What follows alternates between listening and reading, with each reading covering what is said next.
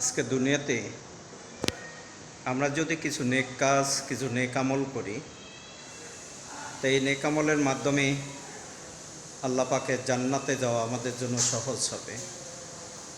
আর দুনিয়াতে যদি আমরা কিছু নেক আমল করতে যদি না পারি, তা আমাদের জন্য জান্নাতে যাওয়া কঠিন হবে। আল্লাহ পাক আমাদেরকে বিভিন্নভাবে বিভিন্ন সময় আল্লাহ আমাদেরকে নেক আমল করার সুযোগ দিয়েছেন।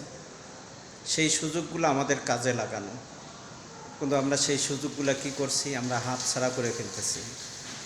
আমরা দুনিয়াতে নেক আমল করতে চাই না। আরে ভাই, দুনিয়ার পাশাপাশি আপনাকে আমাকে দুনিয়াবিভাবে নেক আমল করতে হবে। দুনিয়াতে কিভাবে আমরা নেক কাজগুলো করব, নেক আমলগুলো করব, সেই বিষয়ে আজকে আপনাদের মাঝে কিছু আলোচনা করব। আজকে দুনিয়াতে কতভাবে আল্লাহ আমাদেরকে নেক আমল করার সুযোগ দিয়েছে। একজন ক্ষুধার্ত মানুষকে খাবার খাওয়াইলে এটা বিশাল বড় একটা নেকের কাজ।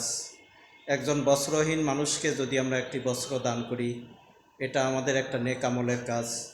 একজন মানুষ অসুস্থ, তিনি চিকিৎসা করতে তিনি টাকা পাচ্ছেন না, তার চিকিৎসা বাবদ যদি আমরা সেখানে কিছু অর্থ দেই, এখানেও কিন্তু আমরা নেক কাজ করতে পারলাম। একজন মানুষ সে ওষুধ কিনে খাইতে পারতেছে না, তাকে আমরা এক পাতা ওষুধ কিনে দিলাম, যে এক পাতা ওষুধের মাধ্যমে আমরা কিছু নেক কাজ করতে পারি। কিন্তু আল্লাহ তাআলা আমাদেরকে এইভাবে সুন্দর সুযোগ করে দিয়েছেন যে, বান্দা তোমরা দুনিয়াতে এইভাবে কিছু নেক আমল করো। আর আমরা যদি দুনিয়াতে এইভাবে যদি কিছু নেক আমল করতে পারি, আমাদের জন্য আল্লাহ পাকের জান্নাতে যাওয়া সহজ হবে এবং জান্নাতের মেহমান হইতে পারবো।